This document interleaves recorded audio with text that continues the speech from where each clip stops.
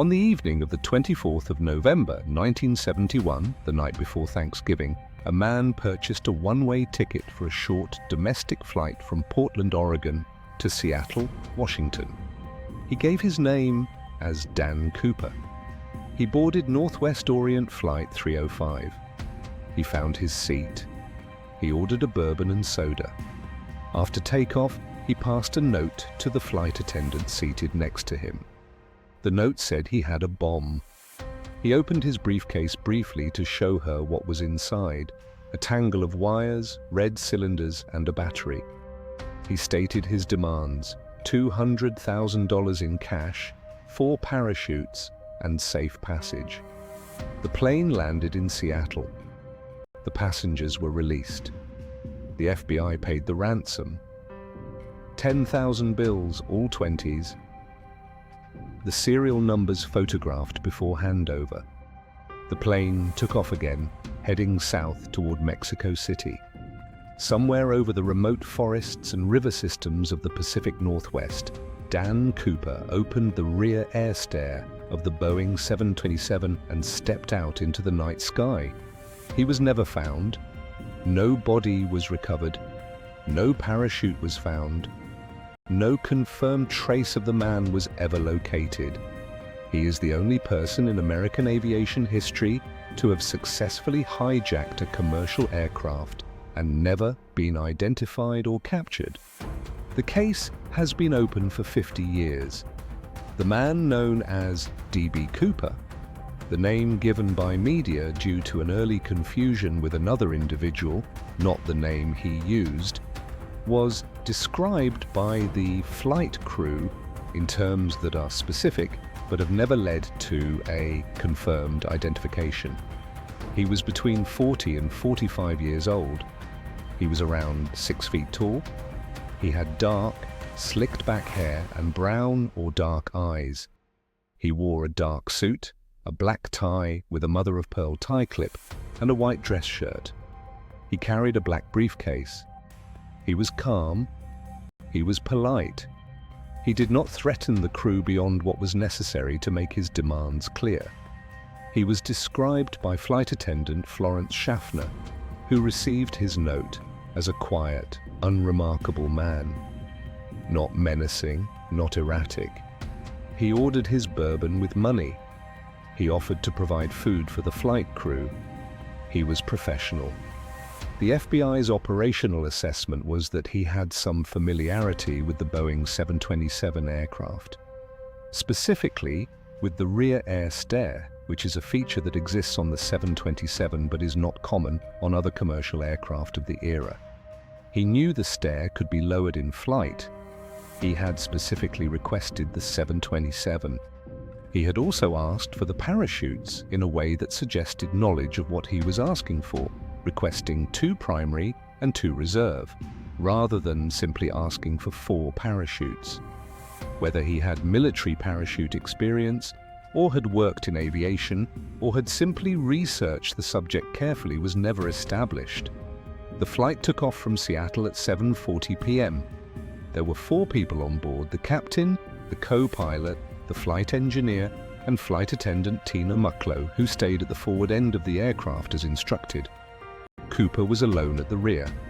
At approximately 8:13 p.m., a warning light on the flight deck indicated that the rear stair had been lowered. The crew did not enter the rear of the aircraft.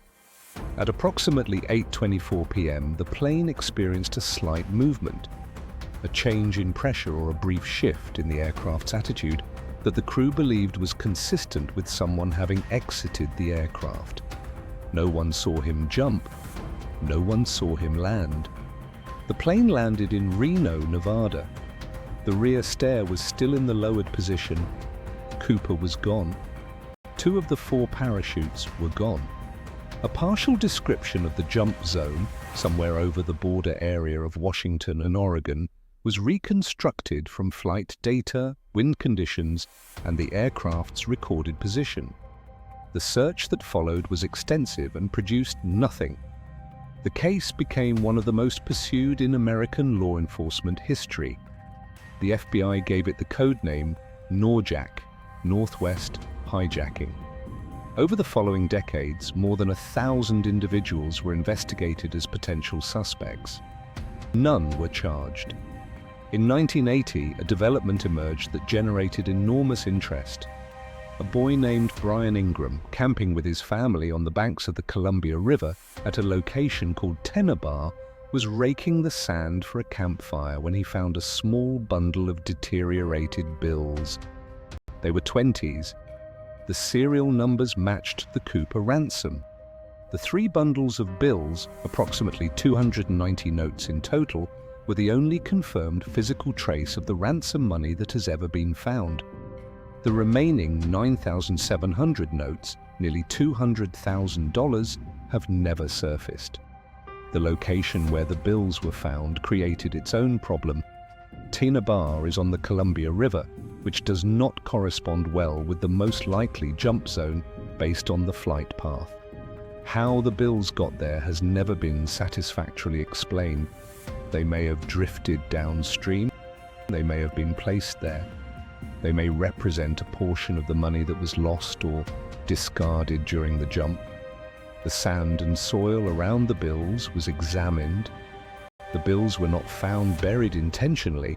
They were found in a configuration consistent with having been deposited by water.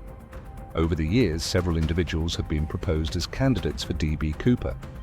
A man named Richard Floyd McCoy hijacked a United Airlines flight in 1972 using almost identical methods and was captured. The FBI investigated whether McCoy was Cooper.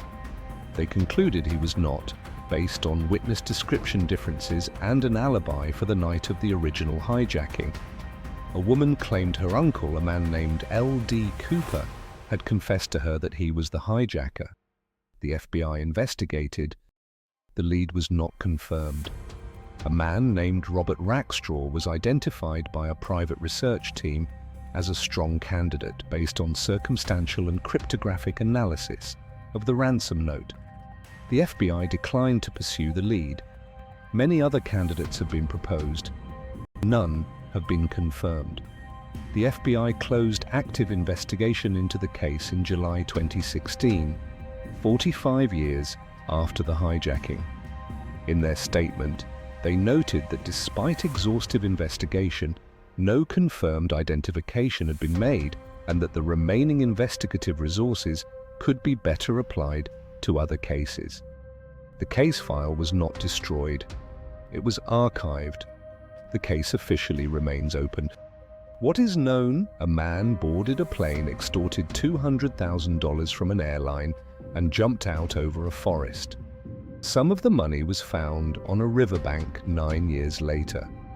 What is not known: who he was, whether he survived the jump, what happened to the rest of the money, and where he went. He walked into an airport on a November evening, bought a ticket, and then, essentially, ceased to exist. No one has been able to explain how. This has been the Pale Dossier. File 10 remains open.